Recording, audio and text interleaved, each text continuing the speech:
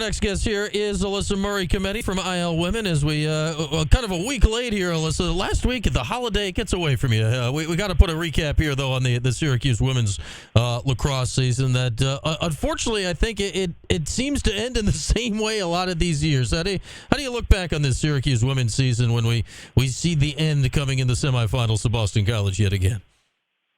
Yeah, I definitely think. I'm sure they're bummed to have lost regardless, but especially to Boston College. But, you know, when you lose to the new champions, it's kind of just like got to at some point tip your hat to a really great team in the 2024 Boston College team. Yeah, the BC went on to have just an epic championship win against Northwestern, rallying from 6 down and then holding them off late. You know, here's something I wonder, and you've been through it as a player at Syracuse. Is there a difference? Like, does it matter who you lose to end the season, or is there a reason it might be more frustrating because it's Boston College? Because, you know, I get it's 7 years in a row now, but they're still kind of the new kids on the block here compared to how long Syracuse has been knocking on the door. Right. I think, I think for my time, it was, Maryland was really dominant during that time. They had really, really great teams. And so we struggled when we played against them, but, you look at it, and so did everyone else. And so I think it definitely, fuels your fire when you're thinking of, who we really, really, are amped up to play. You hear often about how, the best teams have the biggest target on their back and stuff like that. And how it's hard to be at the top because you see everyone's best game. But, when you're on that stage, you want to win regardless, and there's a lot of respect amongst all of the teams. Just having to get to the Final Four is such an accomplishment. Even more so now, I think, than years prior. It's just the teams are so good now that making it to the Final Four, making it to the championship title game in itself is a reflection of a really great season because there is so much depth and so much parity.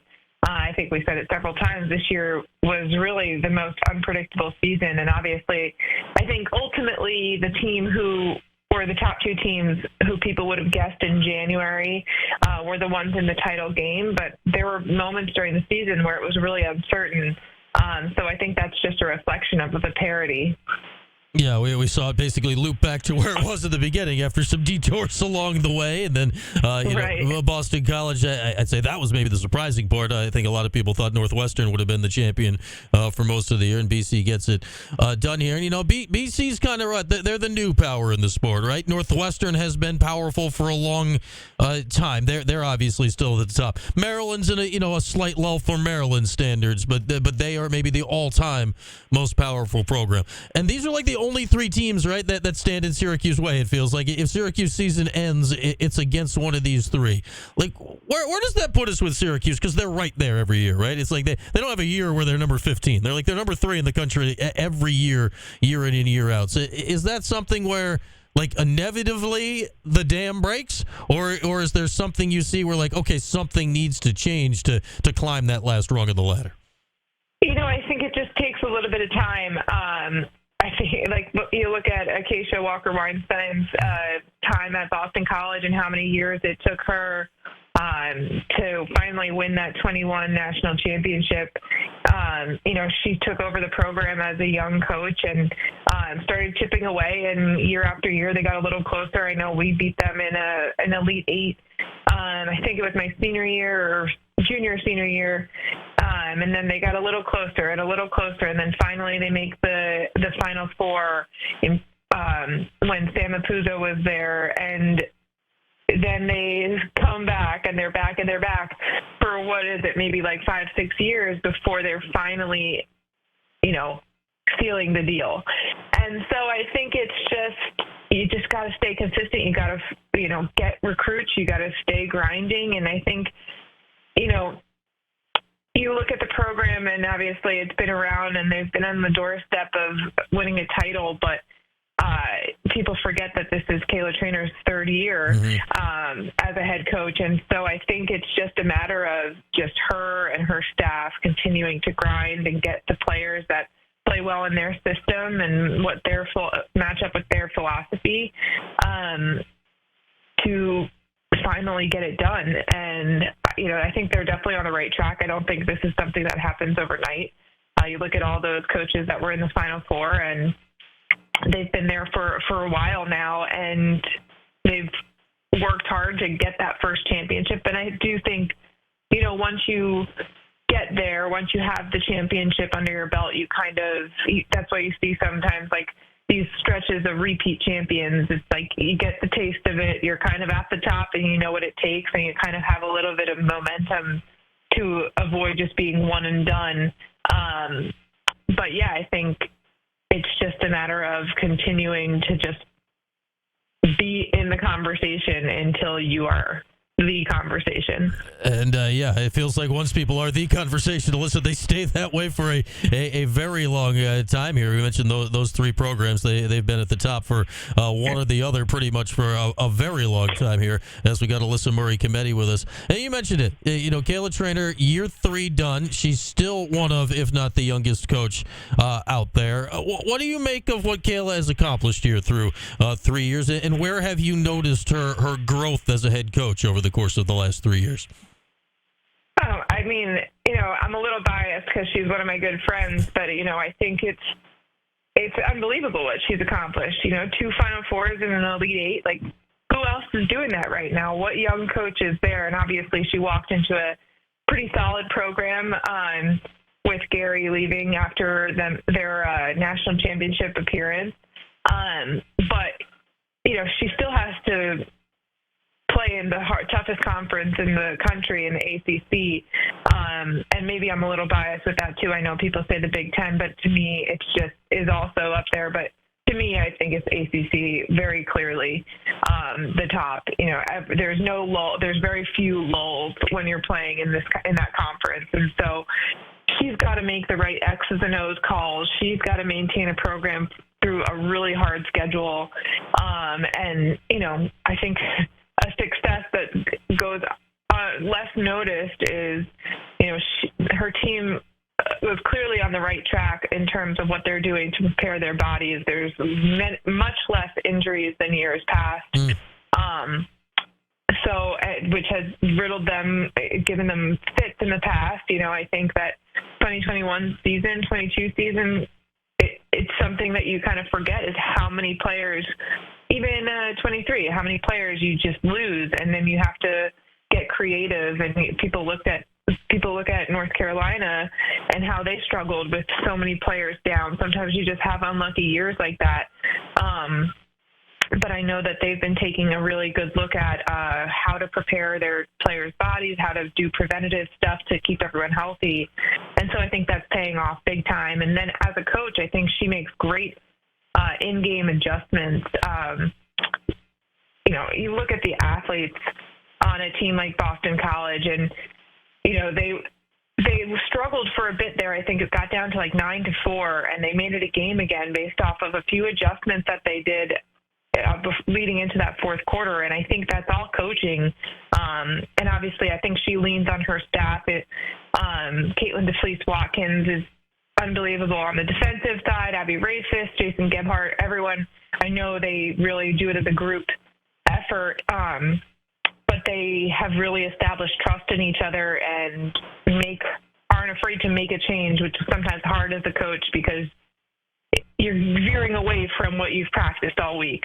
So I think that's pretty impressive to see as a third-year head coach. Yeah, and it's crazy you mentioned the injuries, right? This was really the first year in I don't know how long where there wasn't, a rash of devastating season-ending injuries that completely changed things by the time it was the end of the season. So that's an interesting point here. We'll have to watch that going forward. And this is kind of, it feels in many ways, this is a turning of the pages off-season. Like the COVID players with the extra year, they're finally phasing out here. The Tyrells who were here for ages have graduated. Like maybe Emma Ward's back, but the whole Megan and Emma thing of that beta thing the last few years has come to an end. Kate Mashevsky moves on. Does this feel like it's going to look like a very new team to you when we look at it again next year?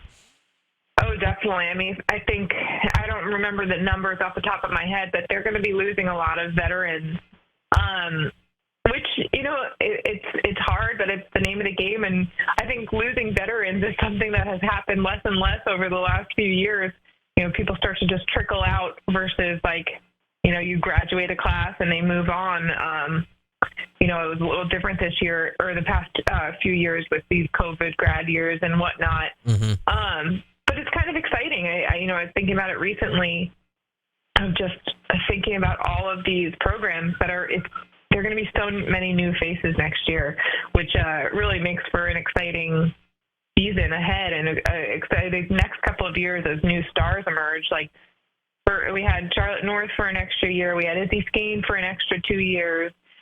It's just these huge stars, Megan Tyrell for an extra year.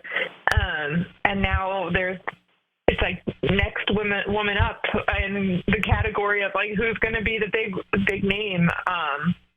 Chase Boyle and Madison Taylor returning as Twarton finalists. But outside of that, it's been pretty graduate student heavy.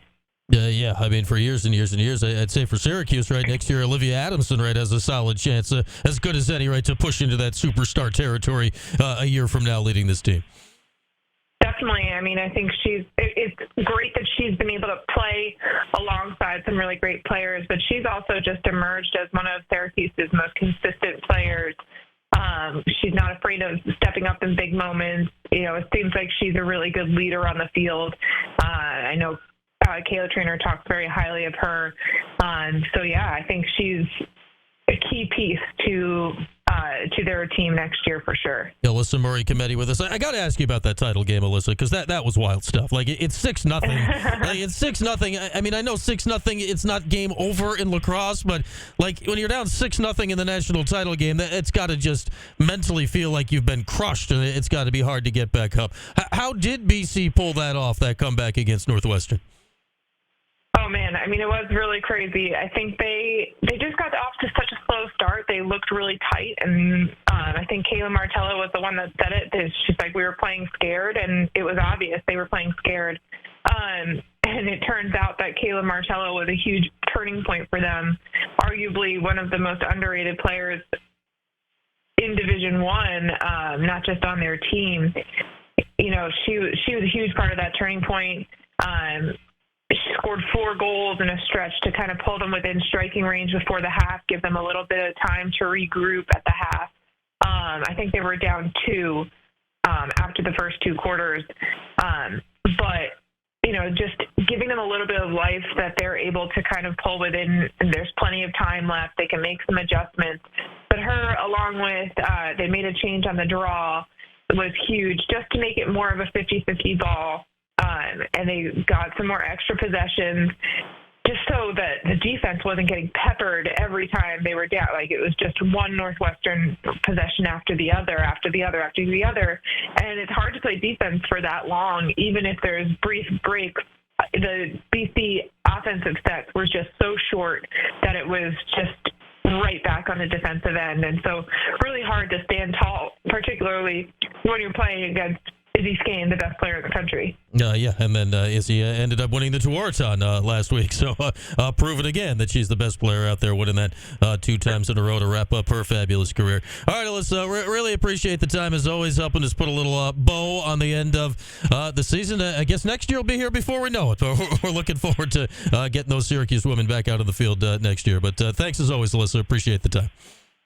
For sure. Got to enjoy the Syracuse summer first. Absolutely. We got a good time for the summer ball outside, right? Get out and run around a little bit, huh? Oh, yeah. Just warming up. All right. There we go. Thanks, Alyssa. We'll chat again soon, I'm sure. Thank you. Have a good one.